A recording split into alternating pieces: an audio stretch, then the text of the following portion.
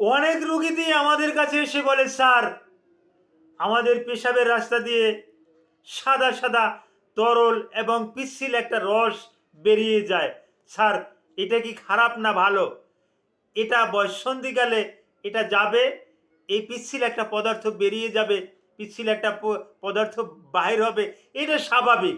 কিন্তু এটা যদি জ্বালা পোড়া করে, এতে যদি পেইনফুল অনুভব হয়, হ্যাঁ, এখানে যদি দুর্গন্ধ থাকে এবং এটা যদি আঠালো ভাব হয়, তাহলে চিকিৎসা বিজ্ঞানের ভাষায় এটাকে আমরা ইউরেথ্রাইটিস বলে থাকি। আর ইউরেথ্রাইটিস হলে জ্বালা পোড়া, বার্নিং সেন্সেশন এগুলো হয়ে থাকে। এগুলো ইউরিনের কালচার টেস্ট, 5 কালচার টেস্ট করে আমরা যদি সঠিক অ্যান্টিবায়োটিক দিতে পারি, তো ইউরেথ্রাইটিস সম্পূর্ণরূপে ভালো হয়ে যায়। ইউরেথ্রাইটিস সম্পর্কে আপনার আরও জানার ইচ্ছে থাকলে ভিডিওর কমেন্ট বক্সে কমেন্ট করুন। Thank you all.